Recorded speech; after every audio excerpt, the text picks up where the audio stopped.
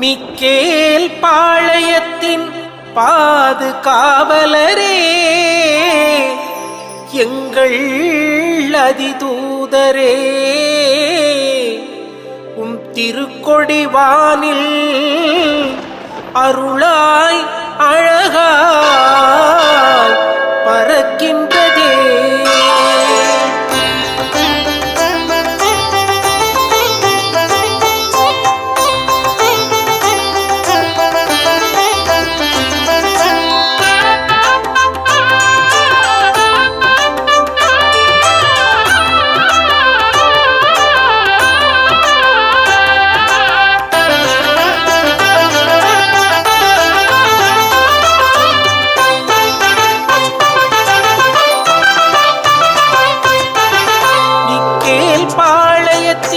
காவலரே,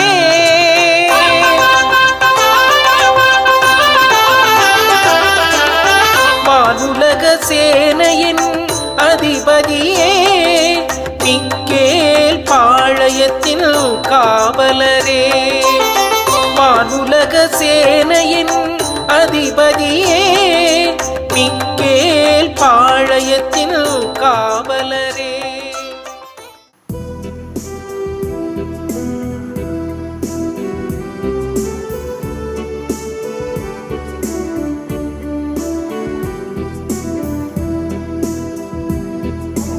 இயேசுவின் நாமத்தினால்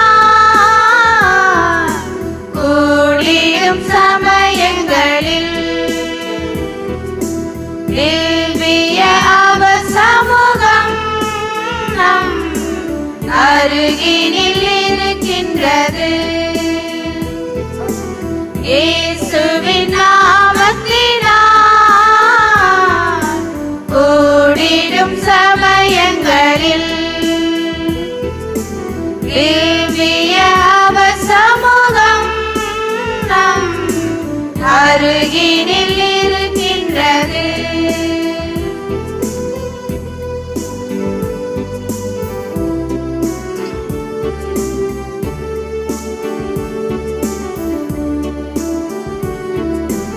கேளுங்கள், கொடுக்கப்படும், தேடுங்கள், கண்டடைவீர். கேளுங்கள், கொடுக்கப்படும், தேடுங்கள், கண்டடைவீர். மாறாத தேவன் மறைவாக்கு இதுவே, மாறாது எந்நாளிலும். மாறாத தேவன் மறைவாக்கு இதுவே, மாறாது எந்நாளிலும். இயேசுவின் நாமத்தினால் கூடிடும் சமயங்களில் திவ்ய அவர் சமூகம் நம் அருகினில் இருக்கின்றது. தந்தை மகன் தூய ஆவியானவரின் பெயராலே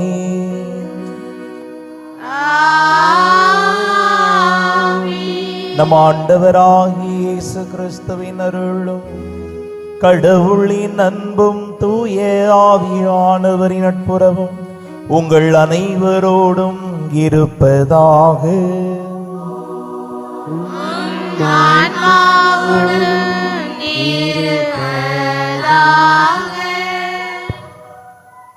இயேசு கிறிஸ்துவில் பிரியமான சகோதர சகோதரிகளே, மாதா தொலைக்காட்சியின் வழியாக இந்த திருப்பலி நிறைவேற்றுவதில் மகிழ்ச்சி அடைகின்றோம். தூய மிக்கேல் அதிதூதன் திருத்தலமானது மிக்கேல் பாளையத்தில் தூய மிக்கேல் அதிதூதரின் ஆசீர்வாதத்தாலும் அருளினாலும் ஏராளமான அற்புதங்களையும் அதிசயம் செய்து கொண்டிருக்கின்ற இந்த வல்லமை மிகுந்த தூதன் திருத்தலத்தில் இந்த திருப்பலி நடைபெற்று கொண்டிருக்கின்றது. இந்த தூய மிக்கேல் அதிதூதன் திருத்தலமானது மதுரை உயர் மறைமாவட்டத்தில் பத்தலுக்குண்டு மறைவட்டத்தில் நிலக்கோட்டையிலிருந்து மிக அருகிலே மிக்கேல் பாளையத்தில் தூய மிக்கேல் அதிதூதர் திருத்தலம் இருக்கின்றது. இந்த திருத்தலத்தில் ஒவ்வொரு மாதத்தின் 2ஆம் சனிக்கிழமை நற்செய்தி கூட்டமும் குணமளிக்க வழிபாடும் நற்கருணை ஆசீர்வாதமும் அதைத் தொடர்ந்து திருப்பலியும் நடைபெற்றுக் கொண்டிருக்கின்றன. இந்த புனிதரை நாடி வருகின்ற அன்பு பக்தர்களுக்கு எண்ணற்ற அதிசயங்களும் அற்புதமும் செய்து கொண்டிருக்கின்றார் வல்லமை மிகுந்த தூய மிக்கேல் அதிதூதர். இந்த திருப்பலில் நாம் பங்கெடுத்துக் கொண்டிருக்கின்றோம். என்னிடம் பாவம் இல்லாதவன் பொய்யன் என்று சொல்லப்பட்டது போல நாம் அனைவரும் மனித பலவீனத்தால் செய்த குற்றங்களையும் குறைகளையும் நினைத்து பார்ப்போம். ஆண்டவருக்கு எதிராகவும் மனிதர்களுக்கு எதிராகவும் செய்த குற்றம் குறைகளை நினைத்து பார்த்து இந்த தூய திருப்பலியிலே தடையாக இருக்கின்ற அனைத்து பாவங்களையும் மனதில் நினைத்து மன்னிப்பு கேட்டு இத்திருப்பலியில் பங்கெடுப்போம். எல்லாம் வல்ல இறைவனிடமும் சகோதர சகோதரிகளே, உங்களிடமும் நான் நான் பாவியென ஏற்றுக்கொள்கிறேன். ஏனெனில் என் சிந்தனையாலும் சொல்லாலும் செயலாலும் கடமையில் தவறியதாலும் பாவங்கள் பல செய்தேன். என் பாவமே, என் பாவமே, என் பெரும் பாவமே. ஆகையால் எப்பொழுதும் கன்னியான புனித மரியாவையும் வானதூதர் புனிதர் அனைவரையும் சகோதர சகோதரிகளே உங்களையும் நம் இறைவனாகிய ஆண்டவரிடம் எனக்காக வேண்டிக் கொள்ள மன்றாடுகிறேன். எல்லாம் வல்ல இறைவன் நம் மீது இரக்கம் வைத்து நம் பாவங்களை மன்னித்து நம்மை நிலை வாழ்வுக்கு அழைத்து செல்வாராக. ஆமென்.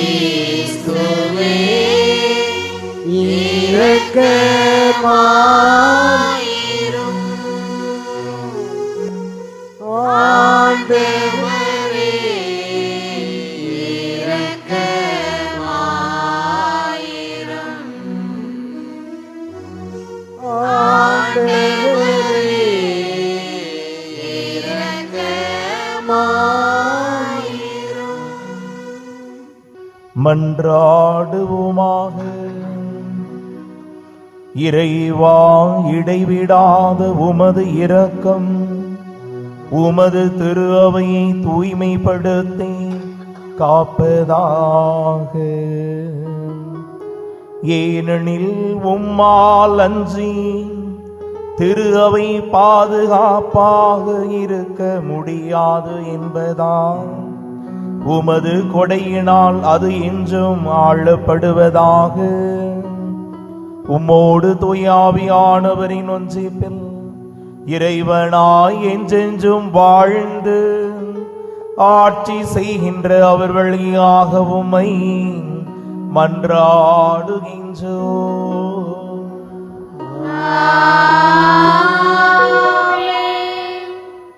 இஸ்ராயேலரிடையே தொழுநோயாளர்கள் பலர் இருந்தனர். சிரியாவை சார்ந்த நாமானுக்கே நோய் நீங்கியது. அரசர்கள் 2ஆம் நூலிலிருந்து வாசகம். 5ஆம் அதிகாரம் 1-15 முடிய. அந்நாள்களில் சிரியா மன்னனின் படைத்தலைவனான நாமான் தம் தலைவனிடம் சிறப்பும் நன்மதிப்பும் பெற்றிருந்தார். ஏனெனில் அவர் மூலமாய் ஆண்டவர் சிரியாவுக்கு வெற்றி அளித்திருந்தார். அவர் வலிமை மிக்க வீரர், ஆனால் தொழுநோயாளி. சிரியா நாட்டினர் ஒருமுறை கொள்ளையடிக்க சென்ற பொழுது இஸ்ராயலை சார்ந்த ஒரு சிறுமியை கடத்தி கொண்டு வந்திருந்தனர். அவள் நாமானின் மனைவிக்கு பணிவிடை புரிந்து வந்தாள். அவள் தன் தலைவியை நோக்கி, என் தலைவர் சமாரியாவில் இருக்கும் இறைவாக்கினர் முன்னிலையில் சென்றாரெனில் அவர் இவரது தொழுநோயை குணமாக்குவார் என்றாள். எனவே நாமான் தம் தலைவனிடம் சென்று, இஸ்ராயேல் நாட்டை சார்ந்த சிறுமி இன்னென்னவாறு கூறுகின்றாள் என்று அவனுக்கு தெரிவித்தார். அப்பொழுது சிரியா மன்னர், சென்று வாரும், நான் இஸ்ராயேல் அரசனுக்கு மடல் தருகிறேன் என்றார்.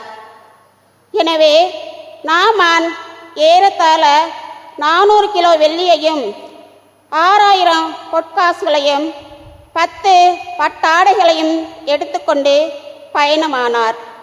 அவர் இஸ்ராயேல் அரசனிடம் அம்மடலை கொடுத்தார். அதில், இத்துடன் என் பணியாளன் நாமானை உம்மிடம் அனுப்புகிறேன். அவனது தொழுநோயை நீர் குணமாக்க வேண்டும் என்று எழுதப்பட்டிருந்தது. இஸ்ராயேல் அரசன் அம்மடலை படித்தவுடன் தன் ஆடைகளை கிழித்து கொண்டு, நான் என்ன கடவுளா? உயிரை கொடுக்கவும் உயிரை எடுக்கவும் என்னால் இயலுமா? சிரியா மன்னன் ஒருவனை என்னிடம் அனுப்பி அவனுக்குள்ள தொழுநோயை குணப்படுத்த சொல்கிறானே, என்னோடு போரிட அவன் வாய்ப்பு தேடுவதை பார்த்தீர்களா என்று கூறினான். கடவுளின் அடியவரான எலிசா இஸ்ராயேல் அரசன் இவ்வாறு தன் ஆடைகளை கிழித்து கொண்ட செய்தியை கேள்வியுற்று அவனிடம் ஆள் அனுப்பி, நீர் ஏன் உம் ஆடைகளை கிழித்து கொண்டீர்? அவன் என்னிடம் வரட்டும், இஸ்ராயேலில் ஓர் இறைவாக்கினர் உள்ளார் என அவன் அறியட்டும் என்று சொன்னார். அவ்வாறே நாமான் தன் குதிரைகளுடனும் தேருடனும் எலிசா வீட்டு வாயில் முன் வந்து நின்றார். எலிசா, நீ போய் யோர்தானில் 7 முறை மூழ்கினால் உன் உடல் நலம் பெறும் என்று ஆள் அனுப்பி சொல்ல சொன்னார். எனவே நாமான் சினமுற்று வெளியேறினார். அப்பொழுது அவர் என்னிடம் வந்து என் அருகில் நின்று தம் கடவுளாகிய ஆண்டவரிடம் பெயரை கூவி அழைத்து, தொழுநோய் கண்ட இடத்தின் மேல் தம் கையை அசைத்து குணப்படுத்துவார் என்று நான் எண்ணியிருந்தேன். அவனா பர்பார் என்ற தமஸ்கு நதிகள் இஸ்ராயேலில் உள்ள ஆறுகள் அனைத்தையும் விட மேலானவை அல்லவா? அவற்றில் மூழ்கி நான் நலமடைய முடியாதா என்று கூறி ஆத்திரமாய் திரும்பி செல்லலானார். அப்பொழுது அவருடைய வேலைக்காரர்கள் அவரை அணுகி அவரிடம், என் தந்தையே, இறைவாக்கினர் இதைவிட அரிதான ஒன்றை உமக்கு கூறியிருந்தால் நீர் அதை செய்திருப்பீர் அல்லவா? மாறாக மூழ்கி எழும், நலமடைவீர் என்று அவர் கூறும்போது அதை நீர் செய்வதற்கு என்ன என்றனர். எனவே நாமான் புறப்பட்டு சென்று கடவுளின் அடியவரது வாக்கிற்கிணங்க யோர்தானில் 7 முறை மூழ்கியல அவர் நலமடைந்தார். அவரது உடல் சிறு பிள்ளையின் உடலைப் போல் மாறியது. பின்பு அவர் தம் பரிவாரம் அனைத்துடன் கடவுளின் அடியவரிடம் திரும்பி வந்து, இஸ்ராயேலை தவிர வேறு எந்த நாட்டிலும் கடவுள் இல்லை என இப்போது உறுதியாக அறிந்து கொண்டேன். இதோ உம் அடியான், எனது அன்பளிப்பை ஏற்றுக்கொள்ளும் என்றார். ஆண்டவரின் அருள் வாக்கு. இறைவனுக்கு நன்றி.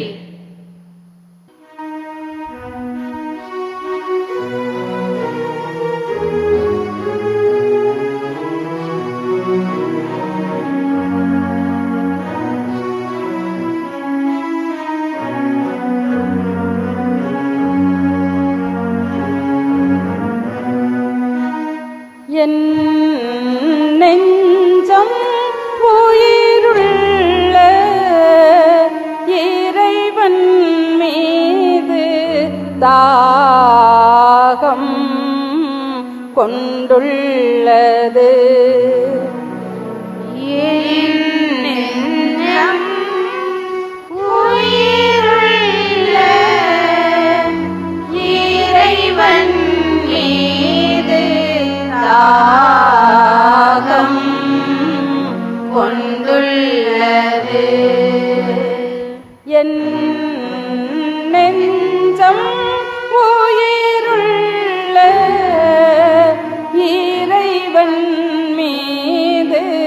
தாகம் கொண்டுள்ளது. என் நெஞ்சம் உயிருள்ள இறைவன் மீது தாகம் கொண்டுள்ளது.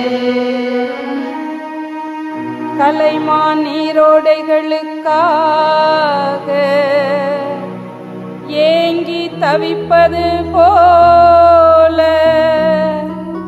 கடவுளே என் நெஞ்சம் உமக்காக ஏங்கி தவிக்கின்றது. என் நெஞ்சம் உயிருள்ள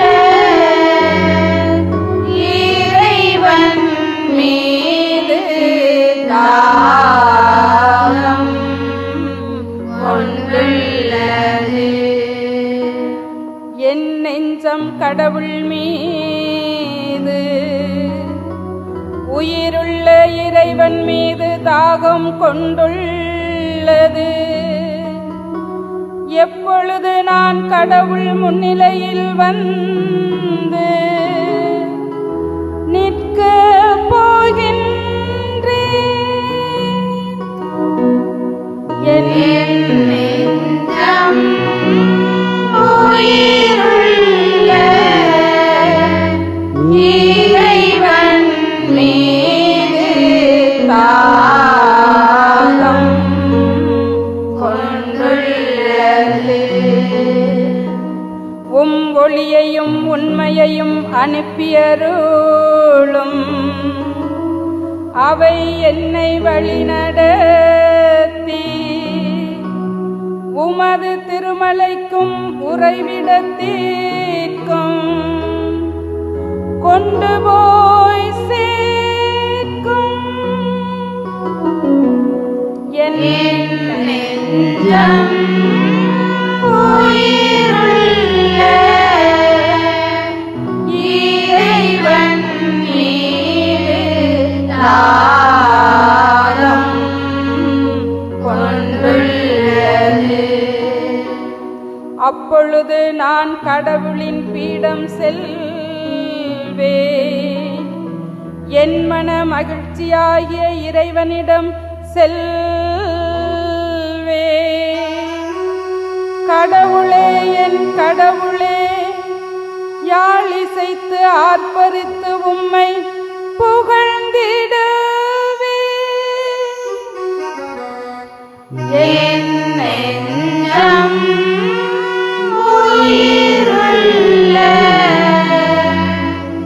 இறைவன் மீது தாகம் கொண்டுள்ளது.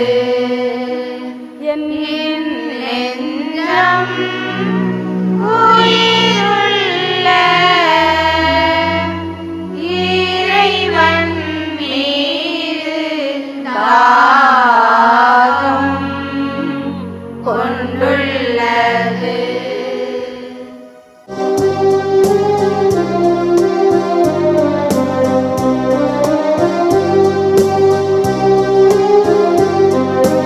ஆயன் தன் மந்தையை காப்பது போல ஆண்டவர் நம்மை காக்கின்றார். ஆயன் தன் மந்தையை காப்பது போல ஆண்டவர் நம்மை காக்கின்றார். ஆண்டவருக்காக ஆவலுடன் நான் காத்திருந்தேன்.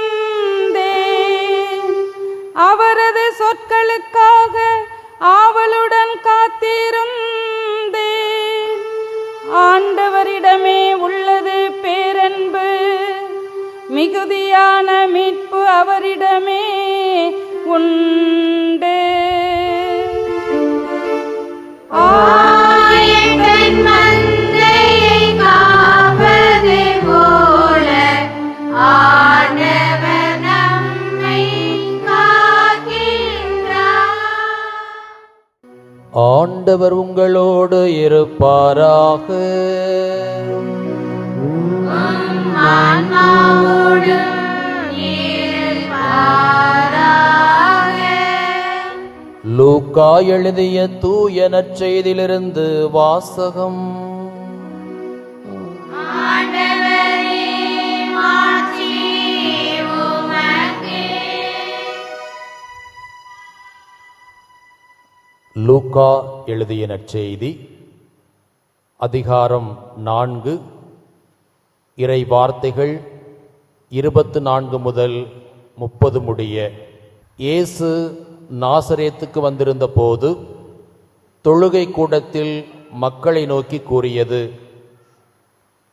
நான் உறுதியாக உங்களுக்கு சொல்லுகிறேன், இறைவாக்கினர் எவரும் தம் சொந்த ஊரில் ஏற்றுக்கொள்ளப்படுவதில்லை.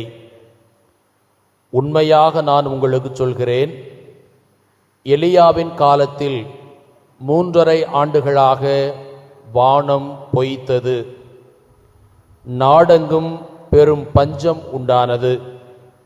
அக்காலத்தில் இஸ்ரவேலரிடையே கைம்பெண்கள் பலர் இருந்தனர்.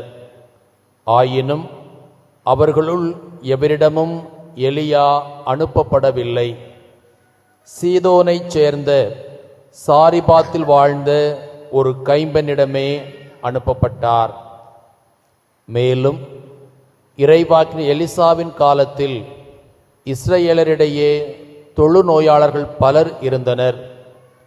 ஆயினும் அவர்களுள் எவருக்கும் நோய் நீங்கவில்லை. சிரியாவைச் சார்ந்த நாமானுக்கே நோய் நீங்கியது. தொழுகை கூடத்தில் இருந்த யாவரும் இவற்றை கேட்டபோது சீற்றம் கொண்டனர். அவர்கள் எழுந்து அவரை ஊருக்கு வெளியே துரத்தி அவ்வூரில் அமைந்திருந்த மலை உச்சியிலிருந்து கீழே தள்ளிவிட இழுத்துச் சென்றனர். அவர் அவர்கள் நடுவே நடந்து சென்று அங்கிருந்து போய்விட்டார்.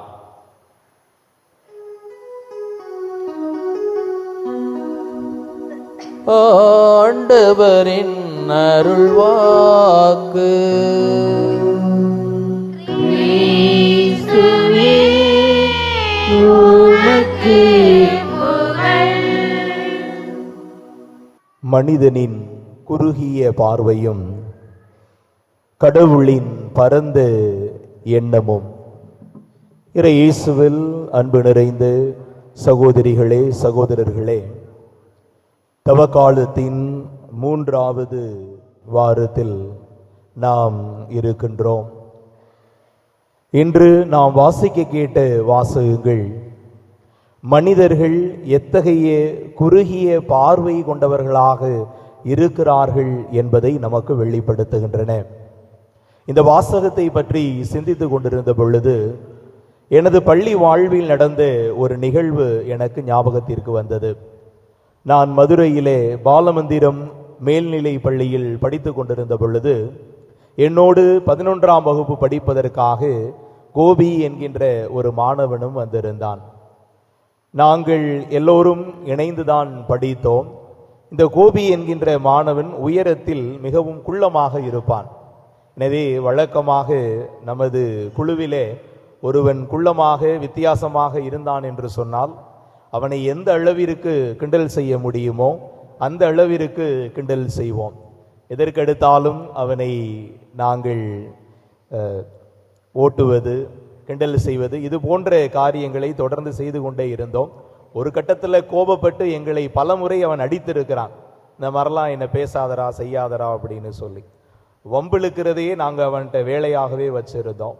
நாட்கள் கடந்த பொழுது ஒரு முறை எங்களது உடற்பயிற்சி ஆசிரியர் இந்த கோகோ விளையாட்டிற்காக ஆட்களை தேர்ந்தெடுத்து கொண்டிருந்தார். அப்போது இந்த கோபியும் தன்னுடைய பேர் அதில் கொடுத்திருந்தான். அப்போவுமே நாங்கள் எல்லாரும் சேர்ந்து அவனை கிண்டல் பண்ணோம். ஏண்டா நீ ஓடுறதுக்குள்ளே நல்ல நெட்டையாக இருக்கிறவனை வந்து அழகாக தொற்றுவானடா, நீலாம் என்ன பேரை கொடுத்துக்கிட்டு இருக்க அப்படின்னு சொல்லி அவனை கிண்டல் பண்ணுவோம். ஆனால் அவன் அந்த விளையாட ஆரம்பித்த பொழுது எங்களுக்கெல்லாம் ஒரு பேரதிர்ச்சியாக இருந்தது. அங்கிருந்த எல்லா மாணவர்களையும் விட அவன் தனித்திறமையோடு செயல்பட்டான். பாய்ந்து பாய்ந்து அந்த போட்டியிலே விளையாண்டு அவன் அதிலே தேர்ச்சி பெற்று அவன் பல்வேறு கட்டத்திலே உயர்ந்து ஒரு கட்டத்தில் எங்களுடைய பள்ளிக்கு பெருமை சேர்க்கின்ற ஒரு மாணவனாக அவன் வந்தான். அப்பொழுது நாங்கள் பெருமையாக கோபி என்னுடைய நண்பர் என்று சொல்லிக் கொண்டோம். ஆனால் இதே கோபியை தான் ஒரு கட்டத்தில், ஒரு காலகட்டத்தில் நாங்கள் கிண்டலாக அவனை கேலி செய்து கொண்டிருந்தோம். அன்புக்குரியவர்களே, ஆளை பார்த்து அல்லது அவனுடைய நிலையை பார்த்து அவன் எப்படிப்பட்டவன் என்று சொல்லுகின்ற ஒரு பார்வையை நாங்கள் வைத்திருந்தோம். அது தவறானது என்று அன்று செருப்பில் அடித்தார் போல எங்களுக்கு உணர்த்தியது அந்த கோபியினுடைய வாழ்வு. ஆக பலமுறை நாமும் அப்படித்தான். ஆக ஆடையை பார்த்து, ஆளை பார்த்து, பிறப்பை பார்த்து பல நேரங்களில் இவர்கள் இப்படித்தான் இருப்பார்கள் என்று நாம் தீர்வு செய்கிறோம். ஆங்கிலத்திலே ஒரு சொல்லாடல் இவ்வாறு இருக்கிறது, don't judge a book by its cover என்று சொல்லுவார்கள். ஒரு புத்தகத்தை அதனுடைய அட்டையை பார்த்து இந்த புத்தகம் இப்படிப்பட்டதான் என்று சொல்ல முடியாது. நாமும் பல நேரங்களில் மனிதர்களினுடைய உடையை பார்த்து அல்லது அவர்களுடைய பிறப்பை பார்த்து வருகின்ற இடங்களை பார்த்து இவர் இப்படிப்பட்டவராகத்தான் இருப்பார் என்று பல நேரங்களில் குறுகிய பார்வையோடு இருக்கின்றோம். இந்த குறுகிய பார்வை தவறானது என்பதை இன்றைய வாசகங்கள் நமக்கு வெளிப்படுத்துகின்றன. அதிலும் குறிப்பாக இன்று நாம் வாசிக்க கேட்கிற 2 வாசகங்களிலும் 2 மனிதர்கள் இந்த குறுகிய பார்வையோடு இருந்தார்கள். முதல் வாசகத்தில் நாமானும், 2ஆம் வாசகத்தில் இஸ்ரேல் மக்களும் இந்த குறுகிய பார்வையோடு இருந்தார்கள். எப்படி அவர்கள் குறுகிய பார்வையோடு இருந்தார்கள் என்று சொன்னால், முதலாவதாக அவர்கள் நினைத்தது நிறைவேறவில்லை. முதல் ஏற்பாட்டிலே நாம் பார்க்கின்றோம், அங்கே நாமான் இந்த இறைவாக்கினர் என்னை தொட்டு குணப்படுத்துவார், இதோ பல்வேறு அதிசயங்களையும் அற்புதங்களையும் என்னுடைய கண் முன்னாலேயே செய்வார் என்கின்ற ஒரு எண்ணம் படைத்தவராக இருக்கின்றார். ஆனால் அவர் நினைத்தது நிறைவேறவில்லை. அந்த இறைவாக்கினர் மிக எளிமையாக யோர்தான் ஆற்றில் 7 முறை மூழ்கி எழ வேண்டும் என்று அவர் சொல்கின்றார். இதை கேட்டவுடனேயே அவனால் அதை தாங்கிக் கொள்ள முடியவில்லை. காரணம், அவனுடைய நாட்டை இந்த இஸ்ரேல் நாட்டோடு ஒப்பீடு செய்கிறான். அதிலும் குறிப்பாக எங்கள் தமஸ்கு ஆறு எவ்வளவு பெரிதாக இருக்கிறது, அதை விடவா இந்த யோர்தான் ஆறு பெரியதாக இருக்கிறது என்று சொல்லி அவன் ஒப்பீடு செய்து கொள்கிறான். அவன் நினைத்தது நிறைவேறவில்லை என்று சொன்ன உடனேயே அந்த குறுகிய பார்வையோடு அவன் செயல்படுவதை பார்க்கிறோம். அதே போலத்தான் இஸ்ரேல் மக்கள் புதிய ஏற்பாட்டில் இன்றைய நற்செய்தி வாசகத்தில் நாம் கேட்டோம். அங்கே இஸ்ரேல் மக்கள் ஒரு தாங்கள் நினைத்தது நிறைவேறவில்லை என்கின்ற ஒரு எண்ணம் அவர்களிடத்தில் இருக்கிறது. அவர்கள் மெசியாவை எதிர்பார்த்திருந்தார்கள். அந்த மெசியா எப்படிப்பட்டவராக இருப்பார், அவர் நம்மை மீட்க போகிறவராக, அந்த அடிமைத்தனத்திலிருந்து வாழ்வு கொடுக்க போகிறாராக இருக்க போகிறார் என்று அவர்கள் எண்ணிக்கொண்டிருந்தார்கள். அந்த நேரத்தில் இயேசு நான் தான் அவர் என்று சொல்லுகின்ற பொழுது அவர்களால் ஏற்றுக்கொள்ள முடியவில்லை. அவர்கள் ஏதோ ஒரு பெரிய அரசரை எதிர்பார்த்து கொண்டிருந்தார்கள். ஆனால் இவர் தச்சன் மகன் என்பதால் அவர்களால் ஏற்றுக்கொள்ள முடியாத ஒரு நிலை. 2ஆவதாக நாம் பார்க்கிறோம் எவ்வாறு குறுகிய பார்வையில் இருந்தார்கள் என்பதை. ஒரு ஆணவம் அவர்களிடத்திலே இருந்தது. நாம் நாமானிடத்திலே பார்க்கிறோம், அவன் இந்த இறைவாக்கினரை பார்க்க வருகின்ற பொழுது 400 கிலோ வெள்ளியும் 6000 பொற்காசுகளும் 10 பட்டாடை துணிகளும் கொண்டு வந்ததாக நாம் அங்கே வாசிக்கின்றோம். ஆக இது எதை வெளிப்படுத்துகிறது என்று சொன்னால், நான் என்னிடம் இவ்வளவு பணம் வைத்திருக்கிறேன், இவ்வளவு அதிகாரம் வைத்திருக்கிறேன், இந்த அதிகாரத்தோடு உன்னிடத்தில் வருகின்றேன் என்கின்ற ஒரு மனநிலை. இதே ஆணவம் தான் இஸ்ரேல் மக்களிடத்திலும் இருந்தது.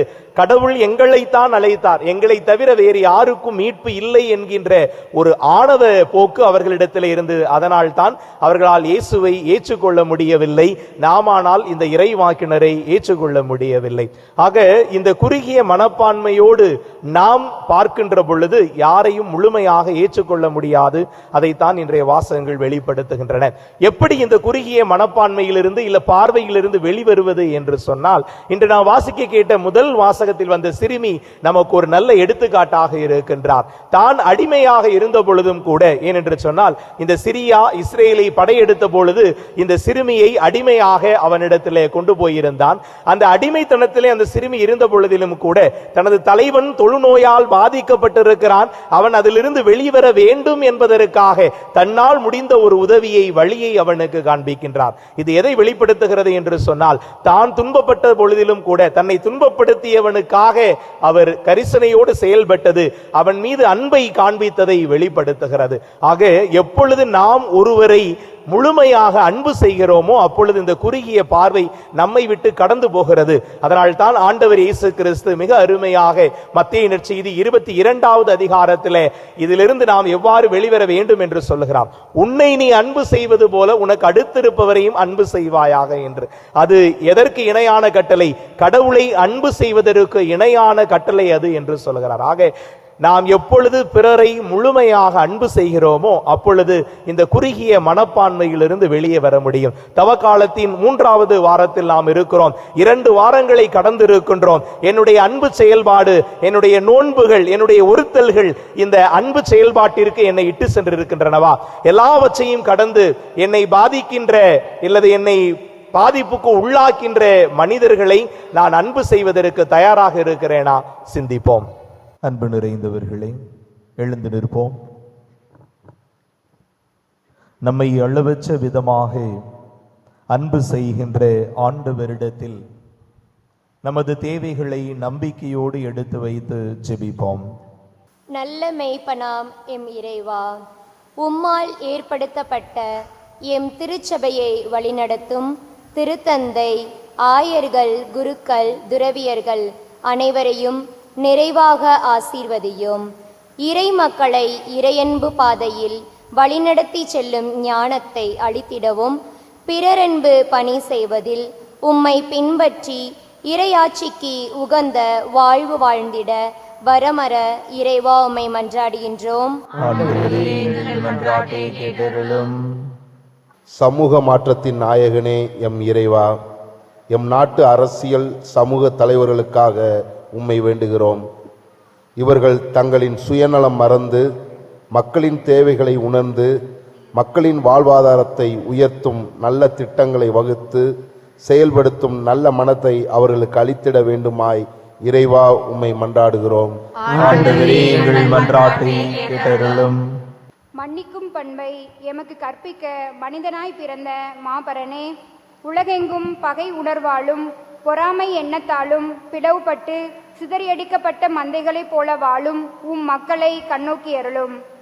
இத்தவ காலத்தில் உம் மன்னிப்பின் மாண்பை உணர்ந்து மன்னிப்பால் வரும் ஆழ்ந்த அமைதியை, நிறைவை பெற்று வாழ இறைவா உம்மை மன்றாடுகிறோம். இம்மக்கள் அனைவரின் தேவைகளையும் உள்ளத்து விருப்பங்களையும் அவர்களின் துன்பங்களையும் நன்கு அறிந்தவர் நீர் ஒருவரே. அனைவரின் குறைகளையும் நிறைவாக்கி நிறைவான அருளை பொழிந்து காத்து வழிநடத்திட வேண்டுமாய் இறைவா உம்மை மன்றாடுகிறோம். சுமை சுமந்து சோர்ந்திருப்போரின் இளைப்பாறுதலாம் எம் இறைவா, இன்றைய நற்செய்தியில் இஸ்ரவேலர் இடையே கைம்பெண்ணிடம் அனுப்பப்பட்ட எலியாவை போன்று துன்பங்களில் வியாதியின் வேதனையில் உழலும் எம்மிடையே நீர் அனுப்பும் பரிசுத்த ஆவியின் வல்லமையை நாங்கள் உணர்ந்து தீய கட்டுகளிலிருந்து விடுதலை பெற்று உம் அன்பின் சாட்சிகளாய் வாழும் வரம் தர இறைவா உம்மை மன்றாடுகின்றோம். நம்முடைய தனிப்பட்ட தேவைகளுக்காக கண்களை மூடி மௌனமாக ஜெபிப்போம்.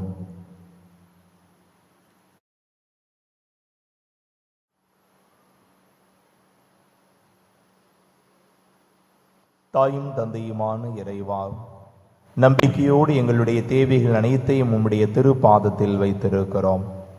தந்தை, எங்களுடைய செயல்களை முன்னிட்டு அல்ல, நாங்கள் உம்மீது வைத்திருக்கிற ஆழமான நம்பிக்கையை முன்னிட்டு எங்களது கூக்குரலுக்கு பதிலளித்தருளும். சிறப்பாக இந்த நாளிலே நாங்கள் எவ்வாறு குறுகிய மனப்பான்மையோடு, மனநிலையோடு, பார்வையோடு வாழ்ந்து கொண்டிருக்கிறோம் என்பதை இன்றைய வாசகங்கள் வழியாக வெளிப்படுத்தினீர்.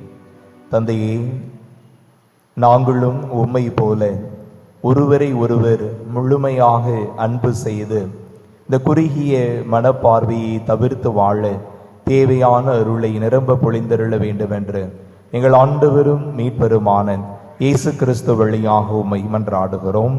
ஆமென்.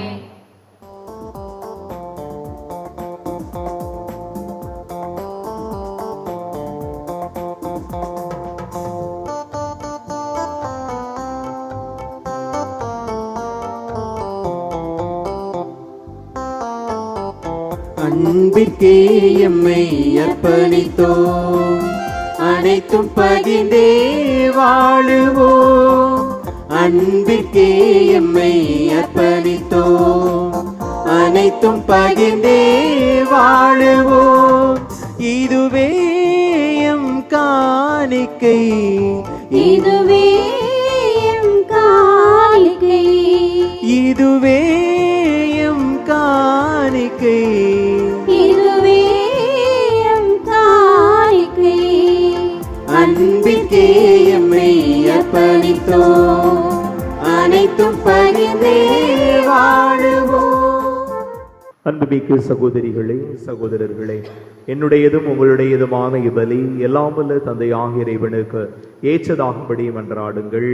ஆண்டவர் தமது திருப்பெயரின் புகழ்ச்சிக்காகவும் மாட்சிக்காகவும் நமது நன்மைக்காகவும் புனித திரு அவையின் அனைத்து நலனுக்காகவும் உமது கையில் திருப்பலியை ஏற்றுக்கொள்வாராக. இறைவா, எங்கள் பணிகளின் காணிக்கையாக நாங்கள் இக்காணிக்கை உமக்கு ஒப்பு கொடுக்கின்றோம். இதை நீர் எங்களுக்கு மீட்பளிக்கும் அருளடையாளமாக நிறைவுற செய்வீராக. எங்கள் ஆண்டவராகிய கிறிஸ்து வழியாக உம்மை மன்றாடுகின்றோம்.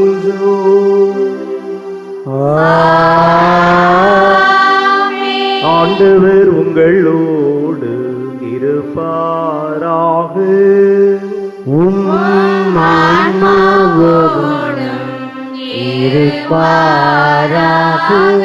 இதயங்களை மேலே எழுப்புங்கள்.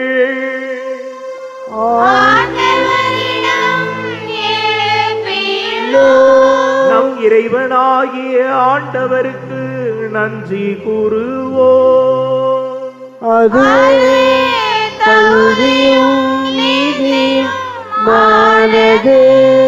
ஆண்டவரே, தூயவரான தந்தையே, என்றும் உள்ள எல்லாம் வல்ல இறைவா, என்னாலும் எவ்விடத்திலும் நாங்கள் உமக்கு நன்றி செலுத்துவது மெய்யாகவே தகுதியும் நீதியும் ஆகும். எங்கள் கடமையும் மீட்புக்குரிய செயலுமாகும். எங்கள் தவ முயற்சிகளால் நாங்கள் உமக்கு நன்றி செலுத்தவும், எங்கள் ஆணவத்தை தளர்த்தவும், ஏழைகளுக்கு உணவளிக்கவும், இவ்வாறு உமது கனிவிரக்கத்தை பின்பற்றவும் நீ திருவுளமானி. ஆகவே எண்ணற்ற வான தூதர்களோடு சேர்ந்து நாங்களும் உம்மை போற்றி புகழ்ந்தேத்தி ஒரே குரலில் பாடுவதாவது: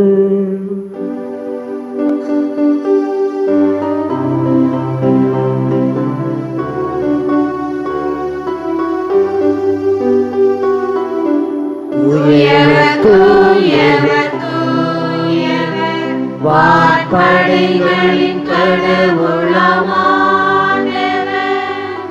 விண்ணகமும் மண்ணகமும் உமது மாட்சியால் நிறைந்துள்ளன.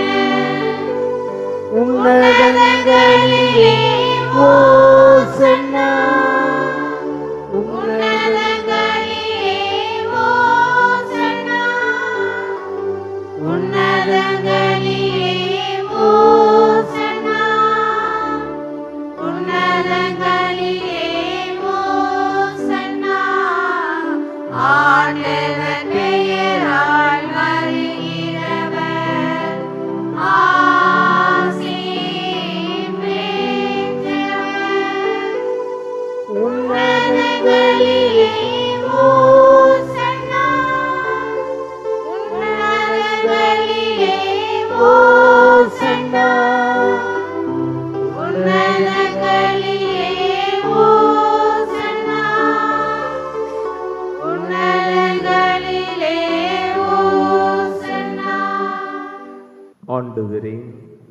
மெய்யாகவே தூயவர், தூய்மை அனைத்துக்கும் மூச்சு. ஆகவே உம்முடைய ஆவியை பொழிந்து இக்காணிக்கைகளை தூய்மைப்படுத்த உம்மை வேண்டுகிறோம். இவ்வாறு எங்கள் ஆண்டவர் இயேசு கிறிஸ்துவின் உடலாகவும் இரத்தமாகவும் இவை எங்களுக்கு மாறுவனவாக. அவர் பாடுபட உளம் கழிந்து தம்மை கையளித்த போது அப்பத்தை எடுத்து நன்றி செலுத்தி அதை பெற்று தம் சீடர்களுக்கு அளித்து அவர் கூறியதாவது: அனைவரும் இதிலிருந்து பெற்று உண்ணுங்கள், ஏனெனில் இது உங்களுக்காக கையளிக்கப்படும் என் உடல்.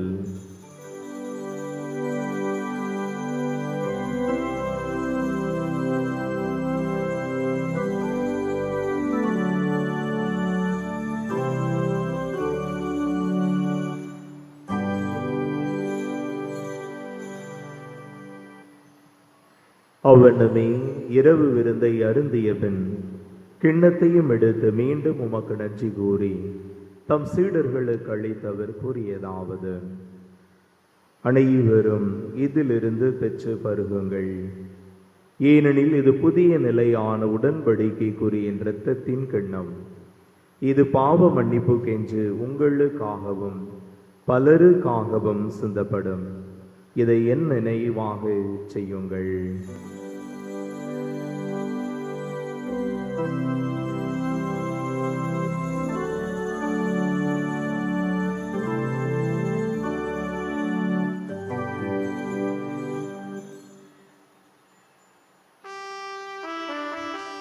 நம்பிக்கையின் மறைபொருள்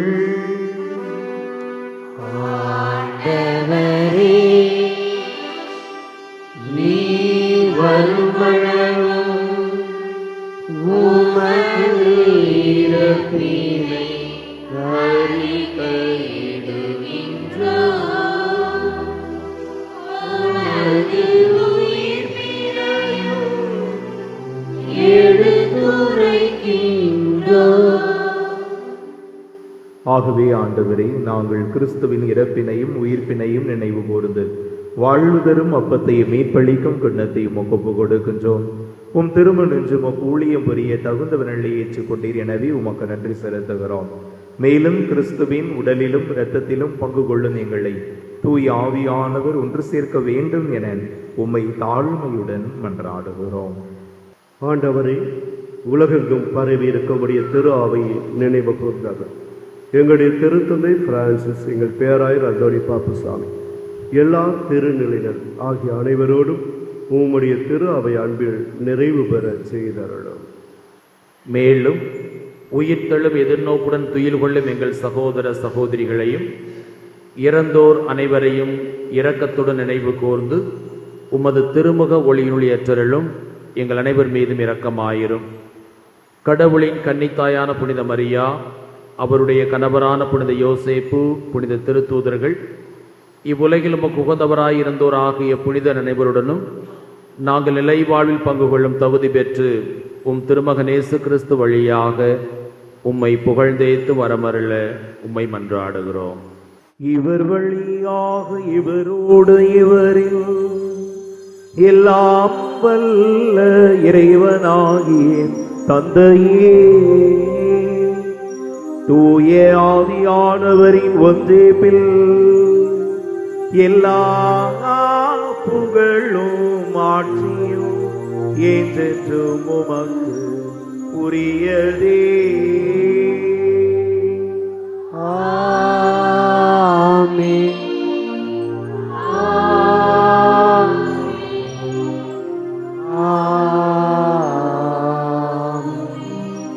மீட்பரின் கட்டளையால் கற்பிக்கப்பட்டு இறை படிப்பினையால் பயிற்சி பெற்ற நாம் துணிந்து பாடுவோம்.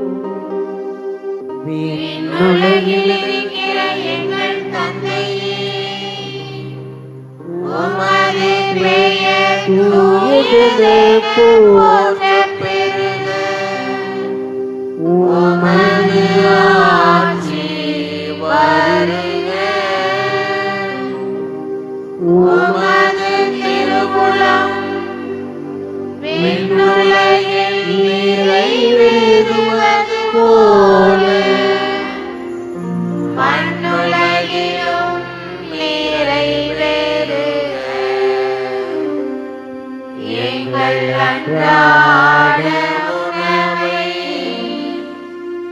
இன்று எங்களுக்கு தாரும்.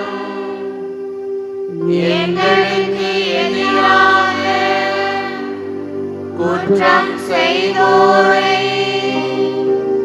நாங்கள் மன்னிப்பது போல எங்கள் குற்றங்களை மன்னியும். எங்களை சோதனைக்கு உட்படுத்தாதேயும்.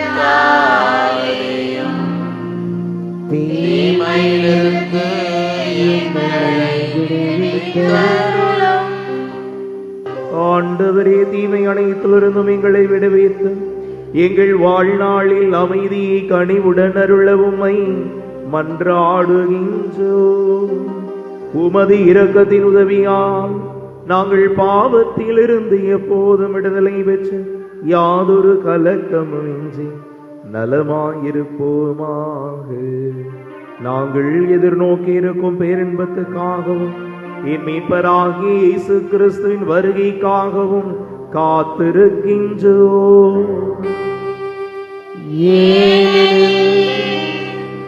ஆட்சியும் வல்லமையும் மாட்சியும் என்றென்றும் உமதே.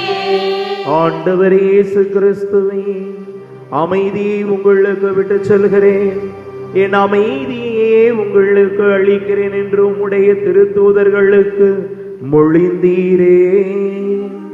எங்கள் பாவங்களை பாராமல் உமது திரு அவையின் நம்பிக்கையை கண்ணோக்கி உமது திருவுள்ளத்துக்கு ஏற்ப அதற்கு அமைதியும் ஒற்றுமையும் அளித்தருள்வீராக. என்றென்றும் வாழ்ந்து ஆட்சி செய்கின்றவர் நீரே.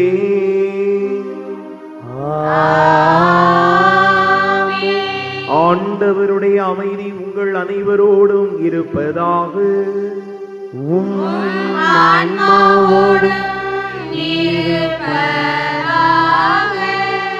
ஒருவருக்கொருவர் அமைதியை பகிர்ந்து கொள்வோம்.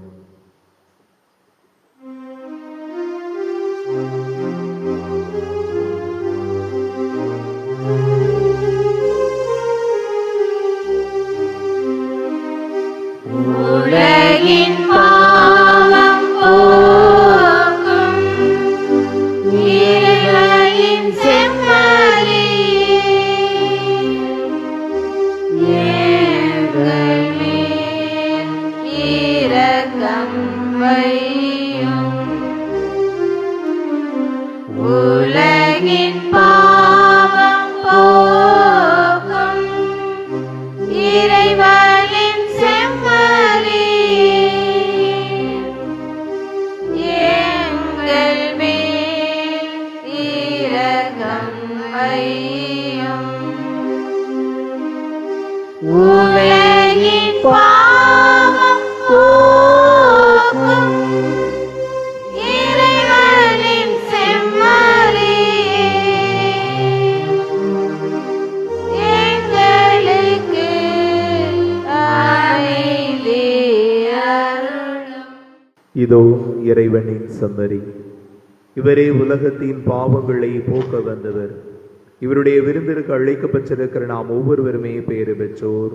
ஆண்டவரே, நீர் என் இல்லத்தில் எழுந்தருள நான் தகுதியற்றவள். ஆனால் ஒரு வார்த்தை மட்டும் சொல்லியருளும், என் ஆன்மா நலமடையும்.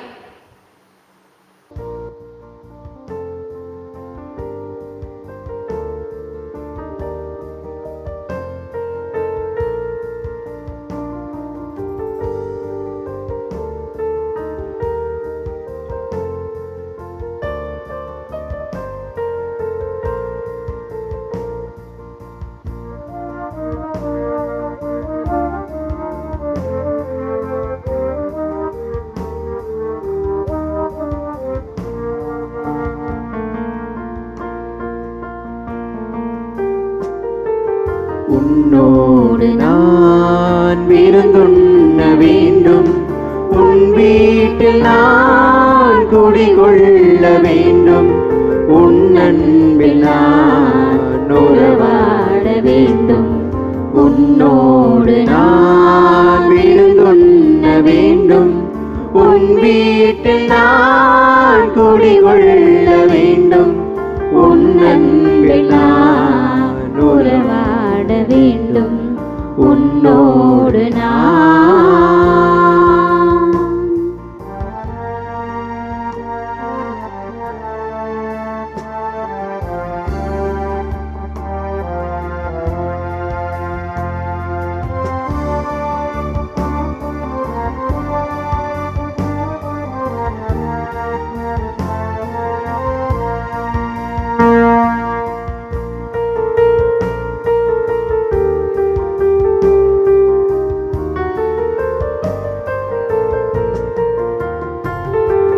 என் வாழ்விலே இது ஒரு பொன்னாள். என் நகமதிலே நீர் வரும் திருநாள். என் வாழ்விலே இது ஒரு பொன்னாள். என் நகமதிலே நீ வரும் திருநாள். உன் அன்பிற்காய் அனைத்தையும் இழப்பேன். உன் அன்பிற்காய் அனைத்தையும் இழப்பேன்.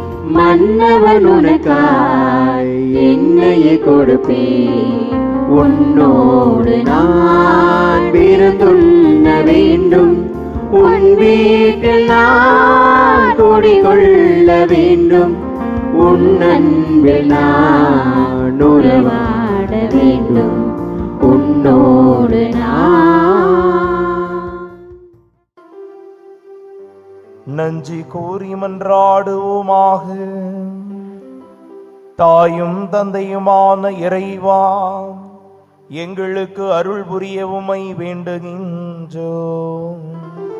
உமது திருவிருந்தில் நாங்கள் பங்கேற்பது எங்களுக்கு தூய்மை அளித்து ஒற்றுமையையும் வழங்குவதாக. எங்கள் ஆண்டவராகிய கிறிஸ்து வழியாக உமை மன்றாடுகின்றோம். ஆண்டவர் உங்களோடு இருப்பாராக.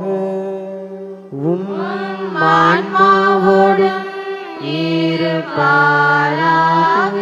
எல்லாம் வல்ல இறைவன் தந்தை, மகன், தூய ஆவியானவர் உங்கள் ஒவ்வொருவரையும் ஆசீர்வதித்து வழிநடத்தி காப்பாராக.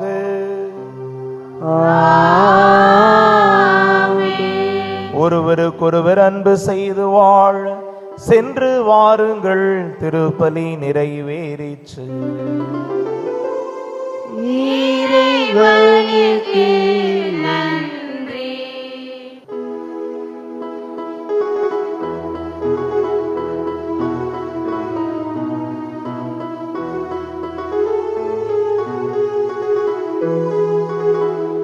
இடைவிடா நன்றி உமக்குத்தானே. இணையில்லா தேவன் உமக்குத்தானே. இடைவிடா நன்றி உமக்குத்தானே. இணையில்லா தேவன் உமக்குத்தானே.